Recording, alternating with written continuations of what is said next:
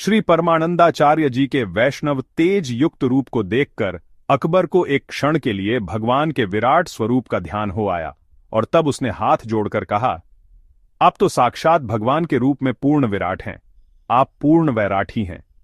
तभी से आपका यह नाम प्रसिद्ध हो गया। अकबर ने चरणों में गिरकर क्षमा मांगी और रत्न जटित टोपी भेंट की, साथ ही 12 ग्राम जागीर के रूप में दिए। पूर्वाश्रम में आपका नाम परमेश्वर प्रसाद था। श्री स्वामी अनंतानंदाचार्य के प्रशिष्य खेमदास जी से आपने सन 1575 में विरक्त वेश की दीक्षा ली। नाम दीक्षा श्री अग्रदास जी से प्राप्त हुई थी। ग्वालियर में आपकी गद्दी है। यह स्थान वैष्णवों के 52 द्वरों में से एक है और गंगादास जी के नाम पर संस्थापित गंगादास जी की बड़ी शाला ग्वालियर में प्रसिद्ध है। इस आश्रम का इतिहास इस प्रकार है। 1857 की क्रांति के समय स्थान के महंत श्री गंगादास जी महाराज थे। वीरांगना महारानी लक्ष्मीबाई भी इन्हीं की शिष्या थी। 1857 के स्वाधीनता समर में झांसी की रानी अंग्रेजों से लड़ते हुए विजय श्री वरण करती हुई ग्वालियर आई। रानी लक्ष्मीबाई ने ग्वालियर पर विजय प्राप्त की और अपना लश्कर, जो वर्तमान में फूलबाग मैदान है, स्वर्णरेखा नदी के किनारे लगा दिया। अंग्रेजों को पता चला कि रानी लक्ष्मीबाई ने ग्वालियर जीत लिया है और अगर समय हाथ से निकल गया तो वह और भी आसपास के क्षेत्रों पर जीत हासिल कर लेगी। अंग्रेजों ने बड़ी सेना सहित ग्वालियर पर हमला कर दिया। रानी अभी जीत की खुशियां मना भी नहीं पाई थीं कि अंग्रेजों का आक्रमण हो गया। रानी और उसकी कुछ सेविकाओं ने मर्दों जैसे कपड़े पहन लिए और युद्ध लड़ने चली गई। युद्ध में रानी बुरी तरह घायल होकर एक स्थान पर गिर पड़ी।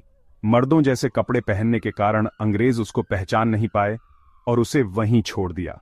रानी को पता था कि अब उसके प्राण नहीं रहेंगे। पीठ पर उनका पुत्र भी था। रानी ने इच्छा जताई कि वह अब गुरुदेव की शरण में जाना चाहती है। उनके कुछ वफादार सेवक उनको श्री गंगादास जी के पास लेकर गए। महारानी ने श्री गंगादास जी के चरणों में प्रणाम करके यह प्रार्थना की कि वे तुलसी गंगा जल प्रदान कर उन्हें अंतिम विदा दे। महारानी ने यह भी प्रार्थना की कि उनका पार्थिव शरीर फिरंगियों के हाथ न लगने पाए। अंग्रेज रानी का पता लगाते हुए आश्रम पर आए और उन्होंने आश्रम को चारों ओर से घेर लिया। श्री गंगादास जी ने तत्काल अपने अखाड़े के साधुओं को आश्रम और रानी के देह की रक्षा करने की आज्ञा दी। उस समय लगभग 1200 साधु उपस्थित थे और अंग्रेजों की सेना बहुत बड़ी थी। अपने गुरुदेव के आदेश पर वे सब साधु अंग्रेजी सेना से युद्ध करने लगे और उनके भयंकर आक्रमण को देखते हुए अंग्रेज हैरान रह गए। वे कल्पना भी नहीं कर सकते थे कि यह तिलक, तुलसीधारी, घंटा शंख बजाने वाले साधु ऐसा भयंकर युद्ध कर सकते हैं।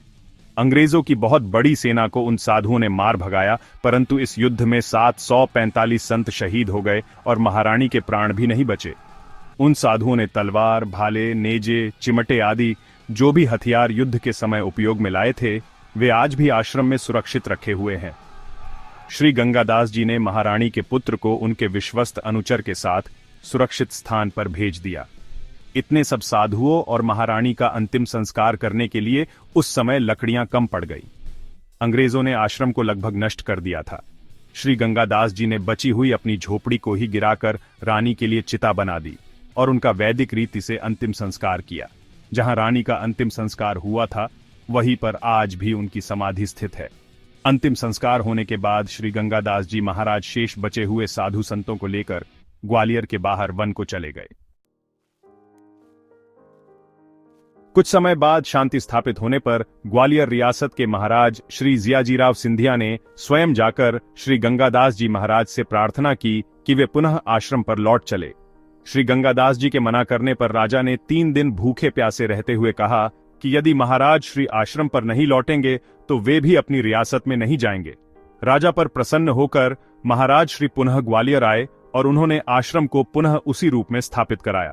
महाराज श्री के नाम पर ही आश्रम का नाम श्री गंगादास जी के बड़ी शाला प्रसिद्ध हो गया। यह कथा श्री भक्तमाल कथा का एक भाग है।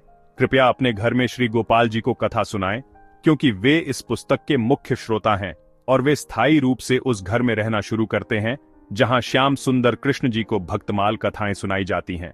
जय श्री राधे।